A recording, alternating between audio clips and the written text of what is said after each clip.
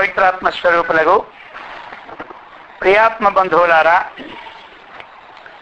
యోగ వాసిష్టం. అవిద్యమానైవాస్మిన్ అభిభీహి జగద్భ్రమే ఏతదేవ పరం సత్యం విద్ధి సత్యవిదాం వరాం. అవిద్యమానైవాస్మి సత్యవిదాం వరా. ఒక్కొక్కరు వారి ఆచరణకి ఏది ఉందో ఆ పేరు పెడతారనమాట. సత్యవిత్, సత్యాన్ని చక్కగా తెలుసుకున్నవాడు. అటువంటి సత్యాన్ని ఎవరైతే చక్కగా తెలుసుకుంటూ ఉంటుంటారో వాళ్ళందరిలో కూడా శ్రేష్టమైన వాడనమాట. అర్థమైంది? ఎవరు? శ్రీరామచంద్రుడు. ఎవరు? శ్రీరామచంద్రుడు. అందుకన్నారు సత్యవిదాం వరా. సత్యవంతుడు శ్రేష్టవంతుడు ఎందరో ఉన్నారు. హరిశ్చంద్రుడు కూడా సత్యపాలన చేశాడు. శివ చక్రవర్తి కూడా సత్యపాలన చేశాడు. తాను అవసరమైతే తన మాంసాన్ని కూడా కోసేసి ఇచ్చేసినాడు. ఎంతమందో సత్యాని కోసం ప్రాణాన్ని వదిలేసినారు.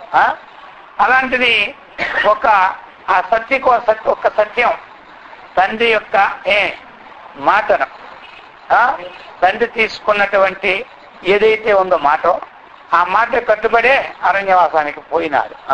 కాబట్టి అటువంటి సత్యవంతులు శ్రేష్ఠుడైనటువంటి ఓ శ్రీరామచంద్ర అని సంబోధిస్తున్నారు విష్ణు మహర్షి. అవిద్యమానైవ అస్మి. ఈ జగత్తంతా నువ్వు ఉన్నదనుకుంటున్నావా? దానివల్ల భయపడుతున్నావా? ఇదంతా లేదు. అర్థమైందా? లేని దాన్ని చూసి భయపడితే ఏమిటి లాభం? ఉన్నదాన్ని చూసి భయపడితే అది పోతుంది అన్నమాట. దాన్ని తొలగించుకోవడా? అసలు లేదు, జగత్తే లేదు. కాబట్టి ఇక దాని భ్రమకి సంబంధమైన విషయాల్లో నువ్వు ఎప్పుడూ కూడా భయాన్ని పొందవు. కాబట్టి ఇంకా ఒకసారి నొక్కి చెప్తున్నాను నీకు, ఈ జగత్ అనేది వాస్తవికముగా లేదు. ఇది పరమ సత్యమని వెలుగు అని చెప్పినాడు. ఈ ప్రకారముగా చెప్పి ఆపత్సు సంపత్సు భవాభవేషు శాంతైషణాహర్ష విషాద సంవితు సౌమ్యాదహం భావ విదా విముక్తో యథాస్థితం తిష్ఠ విలీయమాస్వ అంటున్నారు. ఆపత్తు ఆపత్తులు ఎన్నో ఉంటుంటాయన్నమాట. అర్థమైంది కదా? ఆపదలు ఎందు, సంపదలు ఎందు భవ అభవ భవం ఉండుట, అభవం లేకుండుట. కాబట్టి వాస్తవికంగా పదార్థములకు ఉత్పత్తి అంటే ఉండుట, పదార్థముల యొక్క నాశం అంటే లేకపోవటం. అదకు భవాభవేషు. భవం పుట్టుట, అభవం నాశం అవుట. వీటి ఎందు శాంత ఈషణ, ఇంకా ఈషణ హర్ష విషాద సంవితో. హర్షము తరువాత విషాదము వీటి ఎందు లేకుండా ఏ విషాదం లేనివాడవై అని. అంటే ఆపదల ఎందు కూడా సంపదల ఎందు కూడా నీవు ఆపద వచ్చినప్పుడు అధికమైనటువంటి దుఃఖాన్ని, సంపద వచ్చిన అధికమైన సంతోషాన్ని ఎందుకు అంటే లేనిది జగత్తు. లేని దాని ఎందు ఇదంతా ఒక నాట్యం, నటన వస్తూ ఉంటుంటారు. సినిమా చూస్తూ ఉన్నారు, అదంతా వాస్తవమా? కానీ వాస్తవం అని కొంతమంది తన్మయత్వం చెందిపోయి వాళ్ళు ఏడిచినప్పుడు వీళ్ళు ఏడుస్తారు, వాళ్ళు నవ్వినప్పుడు వీళ్ళు నవ్వుతారు. ఆ విషయాన్ని జాగరూకుడిగా చూసిన వాడు ఏమనుకుంటాడంటే ఇదంతా ఈ నటనయ్యా, దానికోసం మనం ఏమిటి, మనం నవ్వడం ఏంటని వాడు సాక్షిగా చూస్తుంటారు. అర్థమైందా? అదో సాక్షిగా చూస్తుంటారు. ఎందుకు? యథార్థాన్ని తెలుసుకున్నవాడు కాబట్టి జగత్తుకు ఉన్నటువంటి అవకతవకల్లో ఆయన చెప్పుకుంటా ఉన్నాడు. అంతే కదా. ఆ ప్రకారముగా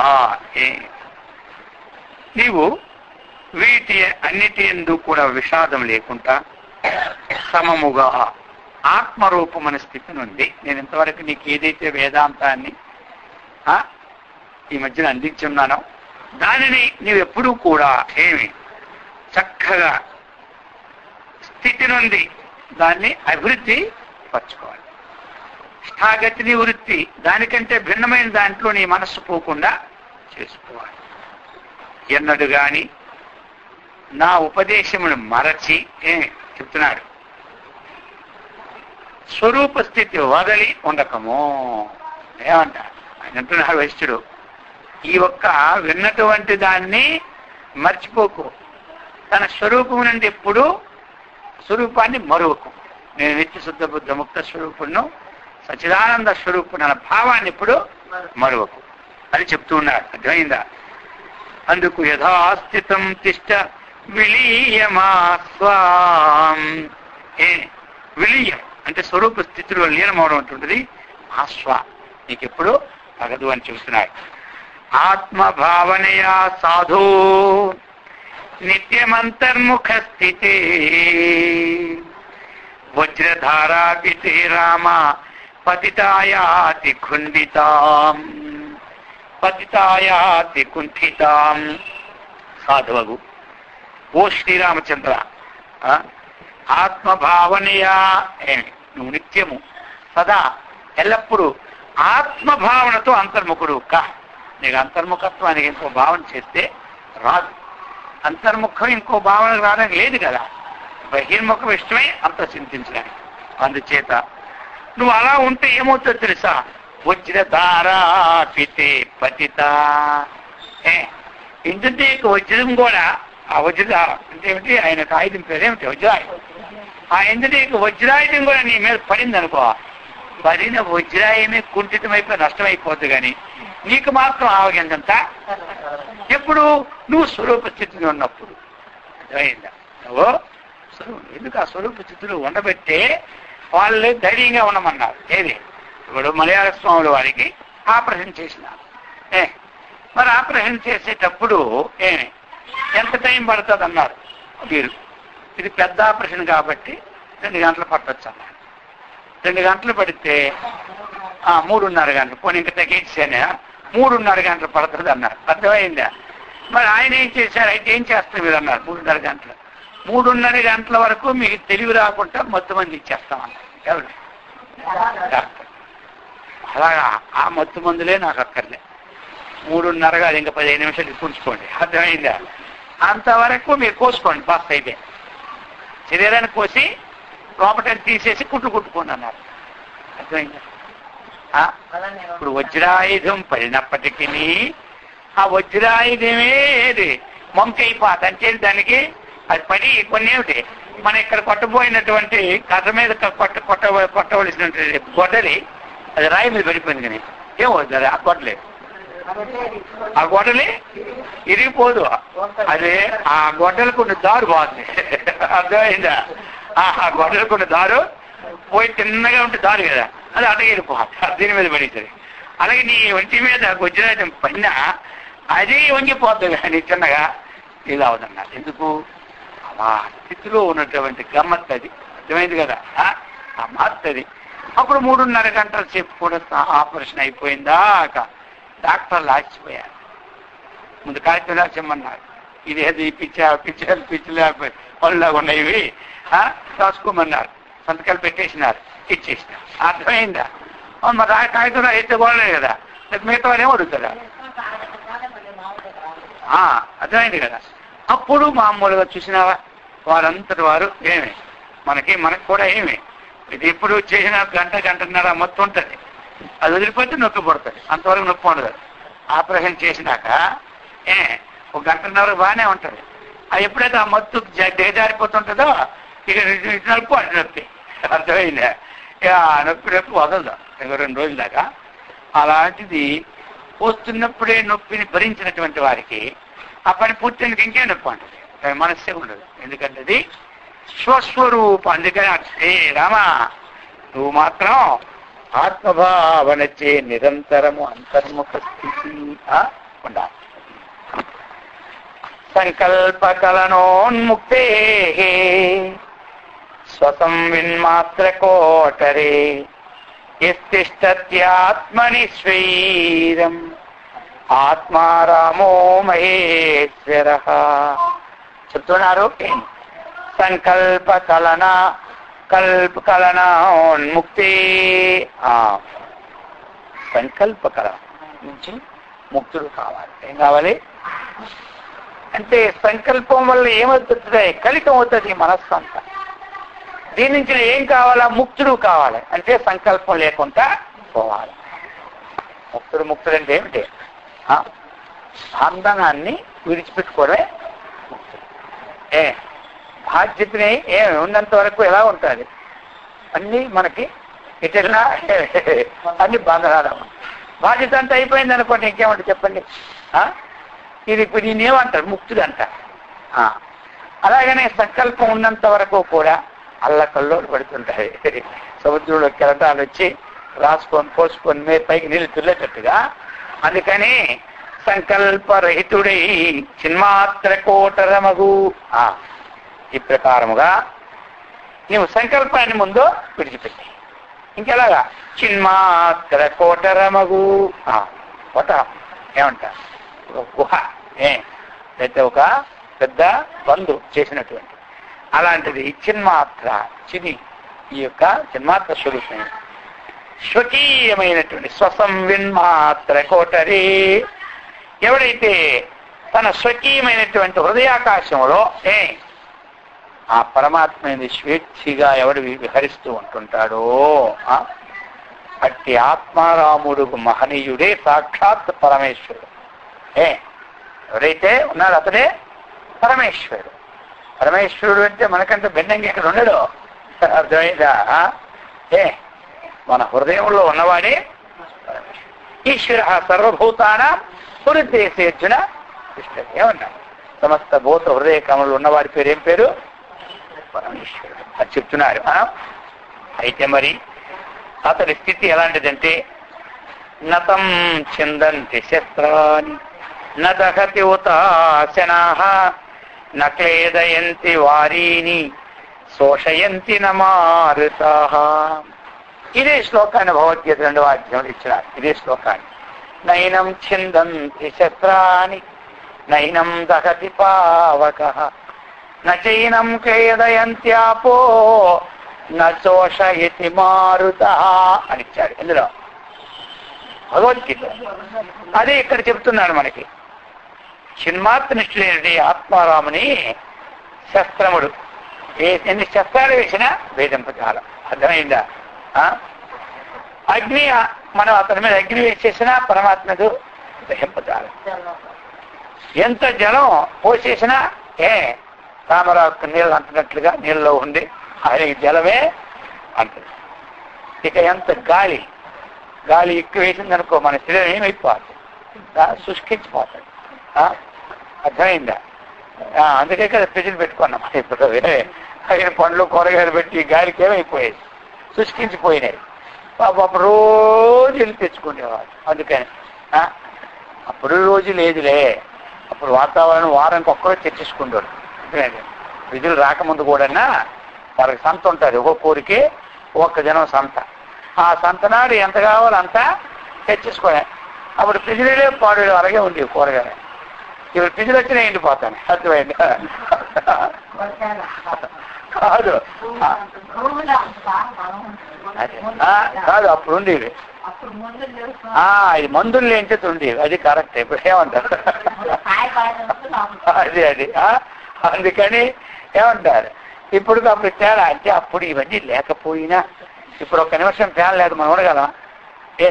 భోజనం లేకపోయినా పర్వాలేదు, కానీ ఫ్యాన్ లేకపోతే మనం ఉండలేదు. అప్పుడు ఫ్యానా పాడా? ఒక ఫ్యాన్ ఉందా? ఎక్కడ ఏం లేదు. ఏమీ లేదు. అప్పుడు కరెంటే లేదు. ఫ్యాన్ ఏం ఫ్యాన్? ఇప్పుడు ఈ మధ్య కరెంట్ వచ్చింది మనక. అందుకోసం అంటే ఆ వాతావరణం అప్పటికది. ఏదైనా ఒక అభ్యాసం అలవాటు పడిన తరువాత అర్థమైంది కదా, ఆ అభ్యాసానికి మన శరీరం అలవాటు పడిపోతుంది అంతే. అంతేగాని ఆ అలవాటు పడినటువంటిది అది కావాలనుకుంటుంది కాబట్టి నిద్ర పడదు, ఫ్యాన్ లేదు మరి. అర్థమైందా? ఒక రోజు 2-3 రోజులు కరెంటే ఉండవాలి. ఒకటి మరి చక్కగా అలిసిపోయి ఏం చేస్తాయి, సంచలనం పడుకుంటుంది శరీరం. అర్థమైంది? ఈ ప్రకారంగా చెప్తున్నాడు. శుప్తం భమజమాలింగ మజమాలింగ్య స్వాత్మానమజరామరం తిష్టావష్టభ్య ధీరాత్మ శుప్తం భమివ మందిరం. చెప్తున్నాను ఇప్పుడు మనకి ఈ దృఢ స్తంభం ఎలాగా ఉండాలి అంటే జనన మరణ వార్ధక్యుడైనటువంటి స్వాత్మను నేనన్నటువంటి అటువంటి దృఢ స్తంభము లెస్సగా ఆశ్రయించి జన మరణము వార్ధక్యముడైనటువంటి ఆత్మ అయితే ఉందో ఆ ఆత్మ అనే స్తంభాన్ని చక్కగా మనం ఆశ్రయించాలి. ఆశ్రయిస్తే ధీరుడై స్తంభాలు గట్టిగా ఉంటే పైది బాగుంటుంది అనమాట. అయిందా? స్తంభము గట్టిగా, పిల్లర్స్ బాగా ఉంటే అది బాగా నిలుస్తుంది, పునాది బాగా ఉంటే గోడలు నిలుస్తాయి. ఆ ప్రకారముగా స్వాత్మాను తన యొక్క ఆత్మను నేనే ఆత్మను అన్నటువంటిదే ఏమి దృఢ స్తంభం అన్నమాట. ఆత్మజ్ఞానానికి దృఢ స్తంభం. స్తంభం అది ఎలాగైతే కాసిందో అలా నువ్వు భావించుకొని ఉండు. అది పునఃప్రసరణోన్ముక్తమంత శుప్తం మనః కుర్వన్ సర్వాణి కర్మాణి కూర్మాంగవత్తు వృత్తిమాన్.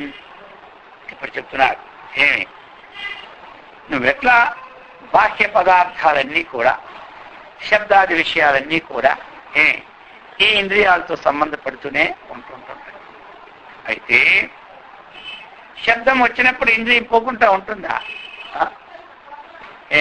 ఆవగింజంత శబ్దం వచ్చిందంటే వెంటనే ఇంద్రియం అక్కడికి పోతుంది. ఏమిటా ఈ శబ్దం అని అర్థమైంది కదా.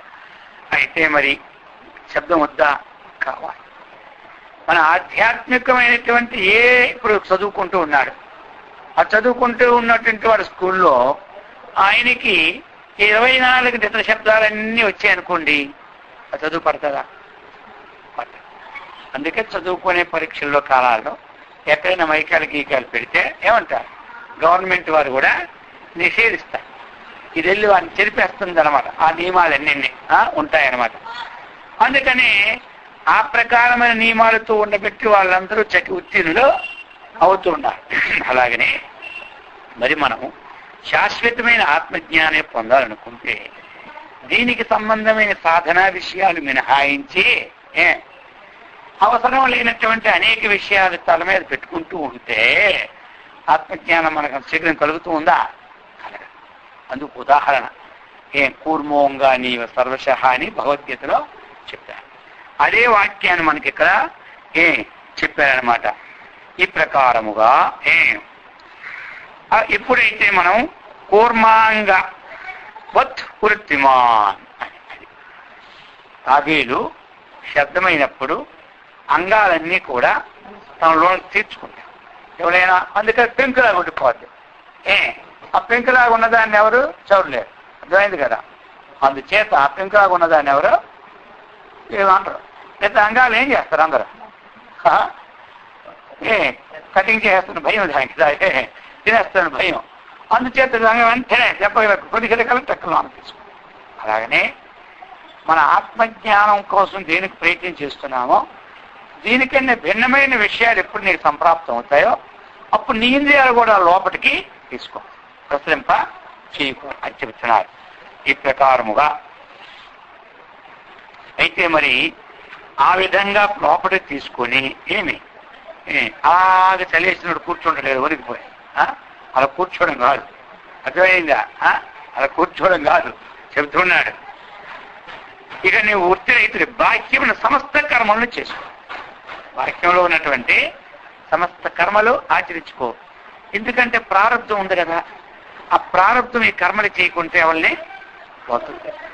అంటే నాకేం పోయిందిలే, నాకు అంతా ఉందిలే, నేను కూర్చొని తింటానంటే ఊరుకోనేవద్దు. కూర్చొని తింటానంటే ఊరుకోనేవద్దు. ప్రారంభం పని చేస్తూనే ఉంటాను. అందుకని నువ్వు పని మాత్రం చెయ్యి, పనికి మాత్రం వెనక తీకు అని చెప్తున్నారు. ఏవమాద్యంతరహితమభ్యాసేనాం శని పదమాసాదయా ద్వంద్వమతీతం సర్వవస్తుతః. ఓ రామచంద్ర, ఈ ప్రకారముగా అభ్యాసం చే మెల్లమెల్లగా. అర్థమైందా? ఏదైనా ఒక పని నేర్చుకున్నప్పుడు అది గాబర పడితే రాదు. మెల్లమెల్లగా పైకి మనం తీసుకువెళ్ళాలి. అంతేగాని ఒక 10 రోజులు అన్నం తినిగా ఏమంటారు? మెల్లమెల్లగా తినాలి. కుర్రోడు ఉన్నాడు, మనం ఇంత తింటున్నామని చెప్పి 1 సంవత్సరం కుర్రోడికి అంత అన్నం పెడి తినగలదా? ఆయన తింటాడు కొన్నాళ్ళు. మెల్లమెల్లగా తినిపిస్తూ ఉంటుంటే కొన్నాళ్ళసరికి అంతా తింటారు. అందుకని ఈ ప్రకారముగా నువ్వు దానికి అభ్యాసం అంటే అదే, ఇంకేమిటి? ఇప్పుడు మనం ఒక 100 కేజీలు ఒక బస్తా ఎత్తాలంటే ఎత్తగలమా? అదే ఒక రోజు 20 కేజీలతో స్టార్ట్ చేసి ఒక 6 మాసాలు అయ్యేసరికి ఒక్కొక్క రోజుకు 1 కేజీ అదగే పెంచుకుంటే 100 కేజీలు ఈజీగా ఎత్తిస్తున్నా. ఆ ప్రకారముగా ఆద్యంతరహితమై, ఆది అంతం లేనిది, ద్వంద్వాలు లేనటువంటిది, ఈ సమస్తమైనటువంటి పదార్థాల కంటే అతిరిక్తమైనటువంటిది ఏ ఆత్మస్వరూపం ఉందో దానిని నీవు పొందుము అంటున్నారు. ఈ ప్రకారంగా చెప్తే అప్పుడు రాముల వారంతా విన్నారు. జగత్తంతా మిథ్య అంటున్నారు కదా. తనకంటే అయితే ఆయనకు సందేహం వచ్చింది. జగత్తు మిథ్య అయితే మరి జగత్తు నామరూపాత్మం కదా, అప్పుడు తనకంటే భిన్నమైన అన్ని మిథ్యే కదా. ఆయన చెప్పేవాడు మిథ్యే, గురువు మిథ్యే, శిష్యుడు మిథ్య, అన్ని మిథ్యే కదా. సందేహం చదువుతున్నారు. యద్దేవం మునిషార్థూల తదహం ప్రత్యాత్మక భవానేవ కిం తావత్ వశిష్ఠాఖ్య స్థితో వదా.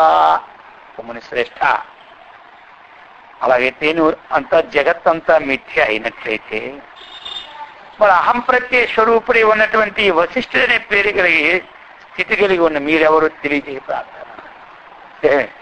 జగత్తంతా మిథ్య అంటే అహం ప్రత్యయ భావముతో వశిష్ఠుడనే నేను వ్యవహారం అవుతుంది కదా. అయితే మీరెవరు అని అంటే ద్వైతమంతి మిథ్య అయితే వశిష్ఠి ఉపాధి కూడా మిథ్య అవుతుంది కదా అని ప్రశ్నోత్తరాది వ్యవహారము ఎట్లా సంభవిస్తుంది? ప్రశ్న చెప్పేవాడు మరి ఆయన ప్రశ్న వేసేవాడు మిథ్యే, సమాధానం చెప్పేవాడు మిథ్యే, మరి వ్యవహారము ఎట్లా సాగుతుంది అని భావం రాముల వారికి. అప్పుడు ఈ విధంగా ఆ వాల్మీకి కూడా భరద్వాజుడికి చెప్తున్నాడు. ఈయన చెప్పిన వశిష్ఠుడు చెప్పినట్టు మధ్య మధ్యలో ఆయన చెప్పినట్టు చెప్తాడు. రాఘవీ గదతిత్వేవం వశిష్ఠో వదతాం వరాం తూష్ణీమేవ ముహూర్తార్థం అతిష్ఠత్ స్పృష్ట చేష్టితః. ఓ భరద్వాజ, శ్రీరామచంద్రుడి ప్రకారముగా ప్రశ్నింప. వక్తలలో శ్రేష్ఠుడు నేనంటే ఆ వశిష్ఠ మునీంద్రుడు ఏం చేశారు తెలుసా? ఒక గడి కాలం మౌనంగా ఉండిపోయారు. ఎవరు అలా ఉండిపోయాడని వశిష్ఠుడు వాల్మీకి భరద్వాజుడికి ఈ వృత్తాంతాలు చెప్తున్నాడు అన్నమాట. ఈ వృత్తాంతం వల్ల చెప్తున్న మధ్య మధ్యలో ఆయన చెప్పినట్టు ఇస్తుంటాడు ఒక్కొక్క వాక్యం. కాబట్టి శ్రీరామచంద్రుడు ఎప్పుడైతే ప్రశ్నించాడో అప్పుడు వశిష్ఠ మహర్షి ఏం చేశారు తెలుసా? మౌనంగా ఉండిపోయాడు. గడి అంటే 24 నిమిషాలు. ఇప్పుడు మనక ఉండిపోయినాడు. ఆ ప్రకారముగా ఎప్పుడైతే మౌనం ధరించాడో ఇంకా అప్పుడున్న సభ్యులు కానీ జనుడు కానీ శ్రీరామచంద్రుడు కానీ అందరూ కూడా సంసార సాగరం సంసార సాగరంలో నిమగ్నులైపోయినారు. వాళ్ళందరూ ఏమిటంటే సంశయం వచ్చింది. ఈ మొక్క అడిగేసరికి ఆయన మౌనం. మిథ్య అంటే ఈ పెరిగల వారు మిథ్య అవుతుంది, వినేవాడు నేను మిథ్య అవుతుంది. మరి ఇది మరంతా మిథ్య అయితే ఏమిటి? ఈ బోధ ఏమిటి? ఇదేమిటి అదేమిటి వస్తుంది కదా. అందుచేత ఎట్లా అని మౌనంగా ఉన్నాడు ఆయన. అప్పుడు రాముడు అంటున్నాడు, మహాత్మా తాము నా వలనే ఎలా మౌనంగా ఉన్నారు? గడి అయిపోయిన తర్వాత ఈయన అడిగారు, నేను ఎలాగైతే ఉన్నాను ఒకసారి మౌనంగా ఇంతకుముందు.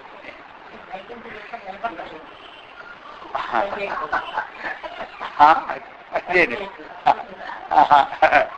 కాబట్టి విద్వాంసులైన గురుజనులు,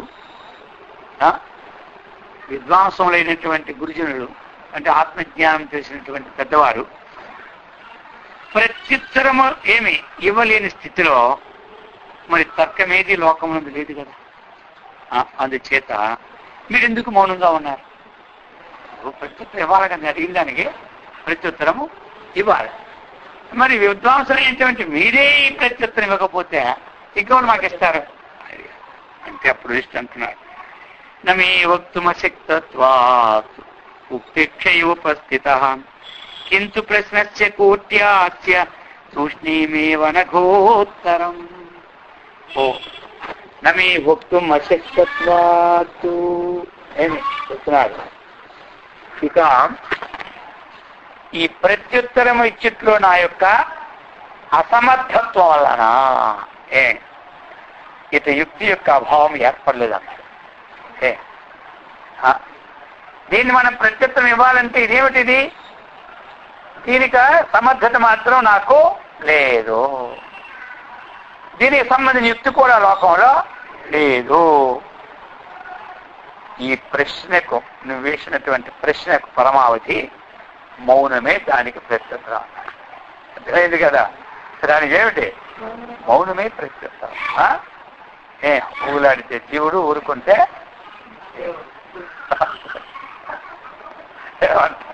ఊగులాడితే జీవుడు, ఊరుకుంటే దేవుడు. ఆయన ఊరుకున్నాడు కాబట్టి ఇంకేమిటి? ఇంకా అక్కడే మరి ఇంకేం లేదు కదా. ఇప్పుడు అక్కడ ఏమని చెప్పండి మరి అది అడిగారు. అందుకే శంకరాచార్య చెప్పేసినారు, గురుర్నైవ శిష్యం శివోహం శివోహం. ఆ స్థితికి వచ్చిన తర్వాత గురువు లేడు, శిష్యుడు లేడు.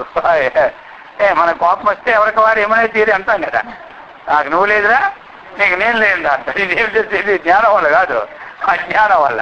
ఏమంటే కోపం వచ్చిందంటే తండ్రి కొడుకై పోరా, ఈ రోజు ఇచ్చిన వాళ్ళతో కొడుకు కాదు, నేను తండ్రిని కాదంట. అలాగనే జ్ఞానం కలిగిపోయిన తర్వాత కూడా తండ్రి కొడుకు లేడు, తండ్రి కొడుకే తండ్రి లేడు, గురువు శిష్యుడు లేదు, శిష్యుడు గురువు కూడా లేడు. అది అజ్ఞానంతో అనేది ఇది జ్ఞానంతో అనే పరిస్థితి కాదు. ఇది అనేది అనడానికి కూడా లేదు. ఇంక అనేది అన్నాడంటే ఇంకోటి ఉంది ద్వైతం అక్కడ. అదే అందుకని ఇక వేసిన ప్రశ్నకి ఏమిటంటే మౌనమే ప్రత్యుత్తరం అన్నా. అంతేకాదు ఇప్పుడు అక్కడ ఇంకేం ప్రత్యుత్తరం? అంతా మిథ్య. ఆయన ఇచ్చింది కరెక్ట్గా వేశాడు. ఈయన మరి ఈ విధంగా జగత్ అయింది కదా, నామరూపం జగత్ అయితే నువ్వు కూడా జగత్తే కదా, తమరు కూడా జగత్తే కదా, నేను కూడా అదే అంట. అందుకని ఈ ప్రకారముగా చెప్తున్నారనమాట. యథాభూతంచ వక్తవ్యం జ్ఞస్యాంతే వాసినో మయా యథాభూతం విదుః కాష్టమూనమంత వివర్జితం. యథాభూతంచ వక్తవ్యం, యథా వక్తవ్యం యస్య ఇప్పుడు కూడా జ్ఞాని అంటే విచారణ, బుద్ధి విచారణతో ప్రయత్నం చేస్తున్నటువంటి శిష్యుడికి ఎవరైతే చక్కగా ప్రయత్నం చేస్తుంటారో, సంపాదించుకొని ఒక మార్గంలోనికి వచ్చినాడో, అర్థమైంది కదా, ఆయన పట్టుకునే శక్తి వచ్చింది, పట్టుకున్నాడు. ఇప్పుడు ఆయన చెప్పవలసింది చెప్పాలన్నమాట. అందుకని జ్ఞానాన్ని గ్రహించినటువంటి శిష్యుడికు యథాభూతం యథాతథంగా ఏదుందో అదే చెప్పాలి. ఇంకా అక్కడ ఏమిటి, నా ఎక్కడ ఇంతవరకు చెప్పినట్టు నన్ను గౌరవించినటువంటి వాడు నన్ను ఇప్పుడు ఇంకెక్కడ ఇదేనా, అది ఎంతవరకు మీరు చెప్పింది ఏమి లేదా, ఆ మౌనం మాకు తెలుసు కదా అని ఎంతవరకు గౌరవించి, ఇప్పుడు తెలిసిన తర్వాత ఎక్కడ శిష్యుడు గురువుని గౌరవించరు అని కొంతమంది ఇంకా రహస్యం ఉందలే అంటుంటారు. ఏమో రహస్యం? పాడు రహస్యం. రహస్యం లేదు, పాడు లేదు. మీకు చెప్పినా మీకు ఇంకా గురువు గారు కీలకాలు చెప్పలేదా? అప్పుడు చెప్తారా? నాకన్నా ముందు 40 సంవత్సరాలు ఆయనకే చెప్పలే కీలకం. నాకెక్కడ చెప్తారు ఇది కీలకమా, ఇది రహస్యమా, పాడా? ఏమీ లేదు. ఏమిటి అది? బ్రహ్మంబు బట్టబయలు అన్నాడు. అర్థమైంది? అదేమో బట్టబయలే, అందుకని దానికి రహస్యం లేదు, పాడు లేదు. అర్థం తెలుస్తుందా? అందుకని ఈ ప్రకారంగా సత్య వస్తువునే నేను చెప్పవలసి ఉన్నాను. ఎందుకంటే నీకు ఇప్పుడు జ్ఞానం కలిగింది. ఎవరికి జ్ఞానం కలిగి ఈ ప్రశ్న ఎవడు వేయడు. అందుకే ఎంత జ్ఞానం కలిగినా గురువుగారి దగ్గర మాత్రం అద్వైతం పనికిరాదు అంటారు. అన్నా సరే జ్ఞానం చెప్పాలి, తెలుసుకోవద్దా? ప్రశ్న అది తెలుసుకోవాలి. తెలుసుకున్న తర్వాత నష్టం ఆచారం. అదనమాట. అందుచేత యథాభూతమైనటువంటి సత్య వస్తువే ఏమి, అది అనంతమైన కాష్టమౌనమే అయి ఉన్నది. సత్యవస్తు ఏమైనది? అది కాష్టమౌనమే అనేది. అందుకనే నేను ఎప్పుడైతే నువ్వు అడిగావో ఇక దాని సమాధానం చెప్పడానికి ఏమీ లేదు, మౌనంగా ఉన్నాను. అవిచారాత్తు సంకల్పం మౌనమాహు పరంపదం తదేవ తవ తజ్ఞస్య దత్త సుందర ఉత్తర. ఏమి అజ్ఞాని కోసం ఉపదేశం ఎలాగుంటుందంటే వాగ్రూప సంకల్ప కలంకయుక్తమై ఉండునన్నాడు. అది సంకల్పానికి కలంకమే ఉంటుంది.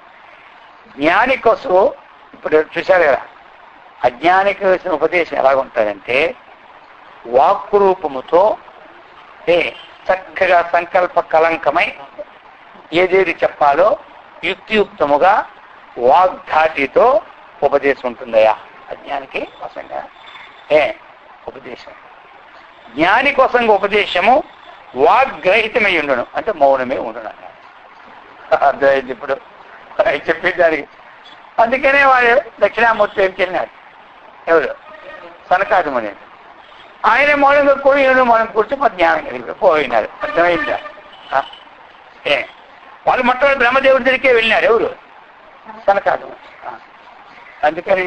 అందుకని కొన్ని ఏమిటంటే విచారణ ఉండాలి. విచారణ లేకపోయిందంటే మనం మోసపోతాం ఎక్కడైనా. అర్థమైంది కదా? ఆయన వెళ్ళారు, విచారణ చేయలేవుడు బ్రహ్మదేవుడు. ఈయన వస్తున్నాడని తెలియలే పాపం. ఈయన వెళ్ళేసరికల్లా ఆ లక్ష్మీదేవి అక్కడ కాళ్ళ దగ్గర కూర్చొని చక్కగా పాలు అవి అందిస్తుందట ఆయన. నిన్ను గోగలు ఆలసుడు ఈయన దగ్గర ఏమి జ్ఞానం మనకు దొరుకుతుంది అని వెంటనే వాళ్ళంతో నుంచే మొహం పోయినారు. ఈయన వచ్చినట్టు చూడనే లేదు ఎవరు వారు. సరే విష్ణుమూర్తి జరిగింది, అది ఇంకా సుందరం. ఆయన అక్కడ బ్రహ్మాండమైన అలంకారాలతో నిండిపోయి వెళ్తుండేసరికి పుష్పాలు గమగమ వాసనలతో ఇంక ఈయనేమో అందిస్తుంది, కానీ ఆ లక్ష్మీదేవి పాదాలు నొక్కుతుంది. ఈయన తెలిసేది వైకుంఠ తలుపులు ఉంది కదా, అర్థమైంది కదా? ఏమంటారు మనకంటే 2 తలుపులు, అది ఒకటే తలుపు. అర్థమైందా? వెనక్కి ముందుకెళ్ళడానికి కుదరదు. వెళ్ళడం ఒకటే తోవ, పోయేది ఒకటే తోవ. మనకంటే 4 పెట్టుకుంటా, నేను వచ్చి ఆ పక్కన వెళ్ళిపోవచ్చని. ఏం ఉండవు మరి. వైకుంఠ ద్వారా ఎప్పుడు తెరిచే ఉంటాయి. అది అంటే ఇప్పుడు స్పెషల్ టికెట్ దర్శనకి ఎలాగో అటువంటి వాళ్ళందరికీ ఎప్పుడు అదే వాళ్ళ పాపం తెప్పించేస్తారు. ఏం చేస్తున్నాడు ఆయన? నిద్రపోతున్నాడు ఆయన, అందుకని వాళ్ళు తీసి ఉంచుతారనమాట. ఆయన అలా కాళ్ళు నొక్కుతూ ఇచ్చింది. ఈయన అసలు పోగలవాలి, ఈయన దగ్గర మనకేం జ్ఞానం కలుగుతుంది అన్నారు. వెంటనే వచ్చాం. అదేదో దివ్యదృష్టితో ఒకసారి చూస్తున్నాడు ఎవరు లోకంలో ఎలా ఉందని. ఈ వెళ్ళిపోవడం కనబడుతుంది ఈశ్వరుడికి. ఇక నా పని అంతే అవుతుంది, ఇక నేనేంటి ఎక్కువ. అర్థమైందే? ఇక దీన్ని బట్టి వీళ్ళకి జ్ఞానవంతులే లేరు, ఈ లోకం ఎలాగైపోయింది అనుకుంటారు చెప్పి వెంటనే ఆయన వెండి కొండపై వేడుక మీద ఇందు కొలువులో నీవు ఉంటే ఆయన పడుతుంటారు కదా, ఆ కొండపై దిగిపోయాడు. ఎవరు నేను దిగిపోయి భార్యను తీసుకొచ్చాడా? వీడు ఈయన కూడా నా దగ్గరే అడగలని చెప్పి వెళ్ళిపోతే అప్పుడు ఆ కొండ దాటి కొంత దూరం వచ్చి ఈయన కొండపైకి వెళ్ళడానికి పావులో అక్కడ దక్షిణామూర్తి ఇలా తయారైపోయి బ్రహ్మాండమైన నామాలు పెట్టుకొని జడలతో ఇక్కడ పోతున్నారు సనకాదు. అది ఈయన మనకు ఉపదేశం చేయడానికి. ఆయన మాత్రం ఎత్తలేదు. అర్థమైందా? అందుకని ఆయన మౌనంగా ఉన్నాడు, ఈయన మౌనంగా ఉన్నాడు. అందుకు ఎంతసేపు ఉన్నాడంటే ఈయన కూడా కరిగిపోయాడు మౌనం. ఇలా కూడా జ్ఞానం ఆ ప్రకారంగా చెప్తున్నాడు. జ్ఞానికి మాత్రం ఏమి మౌనమే. అది ఏ జ్ఞానమే తెలుసుకుంటున్నాడో ఆ జ్ఞానానికి కావద్దు మౌనమే. ఇక అజ్ఞానానికి అనేక రకాలుగా చెప్తే గాని వంట పెట్టి ఆ అజ్ఞానం తీసుకోడు అనమాట అని చెప్పేశారు. వాస్తవంగా చెప్పేశారు ఎవరు?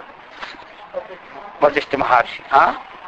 కాబట్టి జ్ఞాని నీకు ఆ మౌనరూప సుందర ప్రత్యుత్తరమని నేను అసంగతిని అర్థమైందా? ఇక నేను మామూలుగా ఏమన్నాడు? స్పందనే అస్పందనే చైవ యత్పాషాణావదా స్థితం అజరస్యైవ తద్విద్ధి నిర్వాణమజరం పదం. ఓ రామచంద్ర, పర్వతంపై గల వృక్ష మృగాదులు చరించలను చెలింపక ఉన్నాను. అర్థమైందా? ఇప్పుడు చెప్తున్నాడు. స్పందనే అస్పందనే చైవ యత్పాషాణవదా స్థితం. పర్వతం మీద చెట్లు ఉంటాయి, అవి గాలి వేస్తున్నప్పుడు ఏమవుతాయి? ఊగుతూ ఉంటుంటాయి. కానీ పర్వతం ఎప్పుడు పర్వతం ఊగుతుందా? ఆ ప్రకారముగా ఏమి ఈ అహంకారంతో కూడిన దేహం గాని, ప్రాణము గాని, మనస్సు గాని, చిత్తము గాని ఇవి చెలిస్తూ ఉంటున్నా ఏమి వీటికి ఆధారమైన పరమాత్మ ఎప్పుడూ చెల్లించు. తెలుస్తుంది అందరికీ? ఏమి తెలిసింది? ఇది మెయిన్ వాక్యం అనమాట. ఈ వాక్యం అంటే 1,00,000 రూపాయల లాభం ఇప్పుడు మనకి. అర్థమైందా? ఈ వాక్యానికి అంటారు కదా, అంత వజ్రమైన ఎంత ఖరీదా? కోట్లు ఉంటాయి అంటారు కొంతమంది. కోటి పోయింది అని 1 పావు గంటకి 1,00,000 వస్తుంది స్వామి, మళ్ళీ ఆశ్చర్యపోతారా?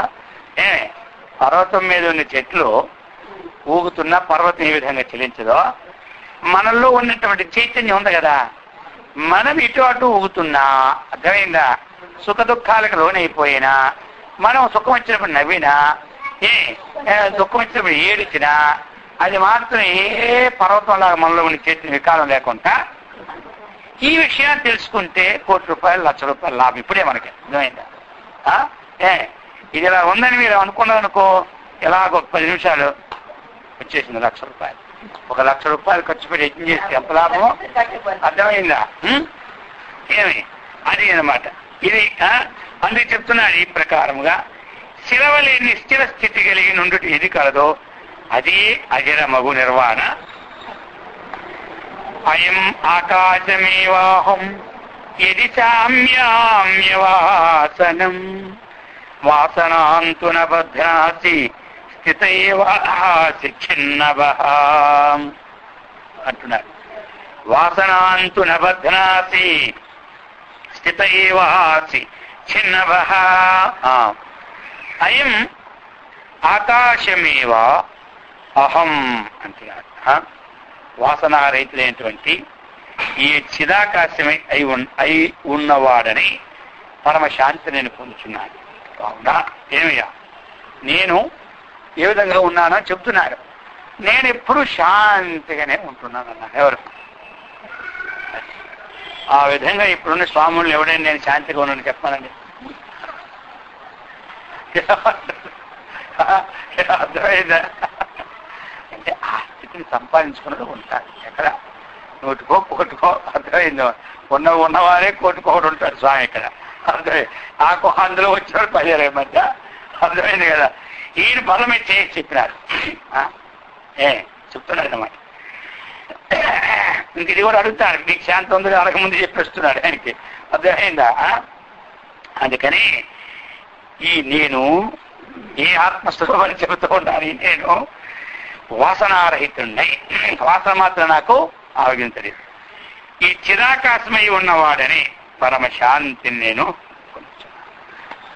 ఈ విధంగా చెప్పాడు. ఎవడు? చాలా కష్టం. దృష్టిలో ఒకటే చెప్పాడు. అందుకే ఆయన మెచ్చుకుంటే బ్రహ్మఋషి అవుతానని ఆయనకి ఒక టైటిల్ ఇచ్చినాడు. ఇప్పుడు మనకి రాష్ట్రపతి అవార్డు కావాలంటే కింద పియ్యని పట్టుకున్నామంటే మనకి అవార్డు వచ్చేస్తుంది. అప్పుడు అలా కాదు. అర్థమైందా? అప్పుడు ఎన్నిసార్లు వెళ్ళాడు విశ్వామిత్రుడు? వెళ్ళాడా లేదా? ఎన్నిసార్లు వెళ్ళాడు? ఎన్నిసార్లు వెళ్ళి తపస్సు చేసుకుని వెళ్ళేవాడు. గుడ్ మార్నింగ్ సార్ అన్నట్టుగా అనేవాడు అనమాట. అంటే ఆయన రాజర్షి కూర్చొనేవాడు. చూశారు? ఇప్పుడు అడగవచ్చా? మళ్ళీ ఎప్పుడు ఆయన మంచి సాష్టాంగం చేశాడు చివరికి కథల్లో మనకు తెలిసిందే. ఆ రోజు బ్రహ్మర్షిలేను. అహంకారం ఏమి ఒకటి కాదా, స్వానుష్ఠానికి రావాలి. అర్థమైందే, మందిరికి రావాలి, స్వానుష్ఠానికి రావాలి. అప్పుడే బాగుంటుంది. లేకపోతే మాత్రం వాళ్ళు కరెక్ట్ గా ఉంటే సర్టిఫికేట్ ఇచ్చేవాళ్ళు కదా అప్పుడు. అది ఇప్పుడు సెలవునే వచ్చేస్తాయి మనకి. అది తేడా అప్పటికి ఇప్పటికి. సరే, ఇప్పుడు పరిస్థితి ఇప్పుడు ఉండాలే. ఆ ప్రకారంగా చెప్తున్నాడు, నీవును వాసనలను ధరింపకున్నచో, ఏమి నీవును వాసనలు ధరింపకున్నచ్చు అంటే వాసన చూసారా, ఇప్పుడు ఒక వాసన వస్తూ ఉంది. ఈ వాసన తట్టుకోగలుగుతున్నా, మనలో ఎన్ని వాసనలు ఉన్నా తట్టుకునే ఉంటు.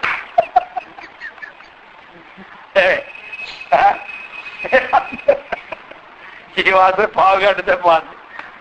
ఆ వాసన జన్మజన్మలకి వదలనేవాళ్ళు.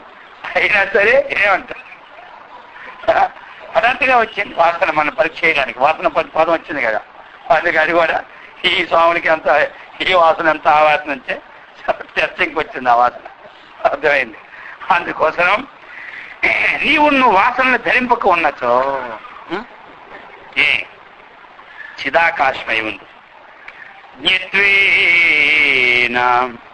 జ్ఞత్వమాసాధ్య మునిర్భవతి మానవ అజ్ఞత్వాత్తు అజ్ఞతామేత్య ప్రయాతి పశురుక్షతాం. జ్ఞత్వేన ఆత్మజ్ఞానం ద్వారా ఏమి జ్ఞత్వమాసాధ్య ఆత్మరూపాన్ని పొందుతాం. అటువంటి మనుషుడు సాక్షాత్ ముని, సాక్షాత్ పరమేశ్వరుడు, సాక్షాత్ దేవుడు. ఇక ఆత్మని ఎవడైతే తెలుసుకోడు, అర్థమైందా, ఆ అజ్ఞాన దశను పొందిపోయి కొన్ని జన్మల్లో పుణ్యం ఉంటే మానవ జన్మ రావచ్చు. ఆ అజ్ఞానం పెరిగి పెరిగి పెరిగి పెరిగి పశుపక్షాది యోనుల్లో కూడా పోతూ ఉన్నారు చెప్తున్నారు. అందుచేత శమం అమలం ఆహార్యమార్యజుష్టం శివమజమక్షయమాసితం సమం యతు తదవిధ పద తదవిధ పదం తదా స్వశాంతం పిబల్లల భుజ్భుంక్ష భవానయం హినాస్తి. ఆత్మస్వరూపం యొక్క విషయాలు కొన్ని, అది ఏ విధంగా ఉంటుంది అన్నటువంటిది ఒక్కసారి రాముడికి తెలియచేస్తున్నారు. రామచంద్ర ప్రశాంతమై, పరమాత్మ ఎప్పుడు శాంతము, నిర్మలమై, ఏ మలదోషం లేకుండా. ఇది ఎవరి చేత సేవ పడతారు తెలుసా? బ్రహ్మవేత్తలచే. బ్రహ్మవేత్తలు అంటే ఎక్కడ అరువులు ఉండేవారు కాదు. బ్రహ్మాన్ని తెలుసుకోవాలని ఎవరికి ఉంటుందో వాళ్ళందరూ బ్రహ్మవేత్తలే. అర్థమైంది కదా, బ్రహ్మ జిజ్ఞాస వాళ్ళ చేత. ఇంకా ఇది ఇతరులచే అపహరింప శక్యము కాదు. ఇది ఎవరి చేత దొంగతనం చేయడానికి? మన చేతిలో ఉన్న ఉంగరాలు దొంగతనం చేయొచ్చు, చేయని కూడా కోసుకెళ్ళిపోవచ్చు. కానీ ఏమి ఈ ఆత్మను కోసుకొని వెళ్ళినవాడు ఎంతవరకు లేడు, ఇక మీద ముట్టబోడు. అది కాబట్టి ఈ ప్రకారమే శివరూపమై, ఇది ఎవరిది? మంగళ స్వరూపం. జన్మరహితమై, జన్మలు లేనటువంటిది. ఇంకా ఎలాంటిది? నాశము లేనటువంటిది. ఇంకా ఎప్పుడూ కూడా సిద్ధ వస్తువు అన్నమాట. ఒకటి ఏదో సాధన ద్వారా మట్టిని తీసుకెళ్లి కొండ తయారు చేసేట్టుగా అప్పుడే కొండ ఉత్పత్తి అయింది కాబట్టి అది ఏం అసిద్ధ వస్తువు. ఇది ఎప్పుడు ఉన్నదే కాబట్టి చేయడానికి వీలు పడింది. ఇంకా అటువంటి పరమార్థ సత్యం ఏది కలదో అది నీవే అయి ఉండుము అన్నాడు. అదే నీవే, ఇంకొకరు కాదు. మరియు ఏమి వ్యవహారమందు ఇతర జనుల వల్లే నీవున్ను తినుము. వ్యవహారంలో కొంతమంది నన్ను ముట్టుకోకూడదు, మీరు దూరంగా ఉండాలి అంటారు. అర్థమైంది కదా. 10 మందిలో కలిచారనుకో, దూరం దూరం. ఇది ఏంటంటే ఆత్మజ్ఞానం కలియాలి, అందరిలో కలిసినట్టు అది అందుకు వ్యవహారం ముందు ఇతర జనుల వల్ల నీవున్న తినము త్రాగుము ప్రేరింపము. వ్యవహారంలో నేను నిత్యశుద్ధ ముక్త భావనలో ఉండు. నువ్వు అందరు తిన్నట్టుగా తిను అన్నాం. అన్నం తిన్నంత మాత్రంలో ఆత్మజ్ఞానం కావడేమో కొంతమంది అన్నమే మానేస్తారు పూర్తిగా. అర్థమయ్యేది అన్నం మానేస్తే ఆత్మజ్ఞానం అయిపోతామా? అందుకు కాదు, తిను, ఆహారంలో తిను, కానీ తినదగినది తినరా అనేది తినకూడదు. అర్థమైంది కదా. ఆహారం ఉంది, ఆహారంలో అన్నం తినడమని చెప్పింది శాస్త్రం. నిషిద్ధమైన ఆహారం మద్యపానము మాంసాహారం ఇవి ఎదుర్కోవాలి. అంతేగాని అన్నం శరీరమే చెప్పింది. ఈ శరీరం ఉండాలంటే ఏం కావాలి? అన్నం కావాలి. అదే అందుకు చెప్పింది. అందుకని ఈ విధముగా నీవు దృశ్యము నీకు లేకయే ఉన్నది. నువ్వు అట్లా ఉంటే ఏమవుతావు? నువ్వు ముక్తుడివే అయిపోతావు. ముక్తుడివే అవుతావు అని చెప్తున్నాడు. నేను ఎలాగో అడుగుతున్నా కదా. అందుచేత ఈ ప్రకారముగా సంవిభ్రాంతి విచారేణ భ్రాంత్యలాభ విలాసిన విజయధ్వం విషాదం మాగత జ్ఞాప్తజ్ఞతా శివ. శ్రవణార్థమేతించిన విజ్ఞులారా, మరి ఇప్పుడు అందరూ ఉన్నారు. నేను ఒక్కరికే బోధించడం లేదు. ఆయన బోధిస్తున్నప్పుడు మరి అలా పడిపోయి ఉన్నారు కదా జనులు. లోకంలో జనులందరూ, రాజ్యంలో అయోధ్యలో ఉన్న జనులందరూ కూడా వచ్చి వింటున్నారు అందరూ. అందుకని ప్రయోగిస్తున్నాడు. శ్రవణార్థమేటి ఓ విజ్ఞులారా, మీరు దుఃఖింపకుడు. మీరందరూ కూడా దుఃఖించకండి. నేను ఏదైతే మీకు అందరికీ చెప్పి ఉన్నానో ఆ సమస్త దుఃఖాలకి కూడా కారణభూతమైన ఈ దృశ్య ప్రపంచం ఉందో అది చైతన్యం యొక్క భ్రాంతి మాత్రమే. విచారణ తెలుసుకుంటే తుదక ఆ భ్రాంతి కూడా ఏ కాలంలో ఉండదు. అందుచేత ఏమి చెప్తున్నారు? ఈ ప్రకారముగా తుదకు ఆ భ్రాంతి కూడా ఏ కాలమందు లేదని ఎదిగిన వారి సర్వులపై విజయం నందుడు. అందరికంటే మీరు విజయాన్ని, లోకములో ఎవరెవరు పెద్ద పెద్ద విజయాలను పొందుతున్నారో, ఆటల పోటీల్లో కూడా లోకానికి ఎంతో మంది విజయాలు పొందుతున్నారు. విద్యా విషయంలో కూడా ఎంతమంది పొందుతూ ఉన్నారు. వ్యాపార విషయంలో కూడా పొందుతూ ఉన్నారు. అటువంటి అందరిలో కూడా మీరు గొప్ప విజయం మీరు పొందుతారు ఆత్మజ్ఞాన కలిగిన. కాబట్టి ఈ ఉపదేశించి మీకు ఇప్పుడు జ్ఞానం కలిగింది, అజ్ఞానము కాదు. కాబట్టి ఇది జ్ఞానం అయింది కదా. అందుచేత ఈ జ్ఞానాన్ని మనం అందరం సంపాదించుకోవాలి. ఈ జ్ఞానాన్ని ఎప్పుడైతే మనం సంపాదించుకున్నామో అప్పుడు మనకేమిటి చక్కనైనటువంటి ప్రశాంతి ఏర్పడుతుంది. లోక జ్ఞానము తాత్కాలికమైనటువంటి ప్రశాంతే గాని శాశ్వతమైన ప్రశాంతిని ఇవ్వదు. ఏదో ఒక లోపం వస్తూనే ఉంటుంటారు. నలుగురు పెట్టామనుకోండి, ఒక్కరు పెట్టలేదు అనుకోండి, ఏమంటారు? స్వామి అదే పెడతాం తెలుసా మీకు? మొదలు పెడతాడు. అర్థమైందే. మరి ఎక్కడ మనకి విచారం కాదు చెప్పండి. అందుకని ఎవరికి ఆత్మజ్ఞానం కలుగుతుందో వారు శాశ్వతమైనటువంటి ఆనందాన్ని పొందుతున్నారు. మరి ఇంతకు మనం ఇంత టైం ఖర్చు పెట్టి దేనికి ఇక్కడ ఉంటున్నాము? ఆ శాశ్వతమైన ఆనందం పొందడానికే పెట్టుకున్నాం ఈ కార్యక్రమం. అర్థమైంది కదా. దాంతో పాటు కూడా మళ్ళీ 10 మంది కూడా పూజలు వ్యవహారాలు పెట్టుకున్నాం. అందుకని అందరూ ఆ ప్రకారంగా శాశ్వతమైన ఆనందం పొందడానికి తగినటువంటి ఆ సత్కర్మ నిష్టను, భగవద్భక్తిని, ఆత్మజ్ఞాన సంపత్తిని ఆ గురుదేవులు శ్రీకృష్ణ పరమాత్మ అందరికిచ్చి సదా రక్షించుగాక. ఓం సహనావతు సహనౌ భునత్తు సహ వీర్యం కర్వావహై తేజస్వినావధీతమస్తు మా విద్విషావహై. ఓం శాంతి శాంతి శాంతి. హరి ఓం తత్సత్.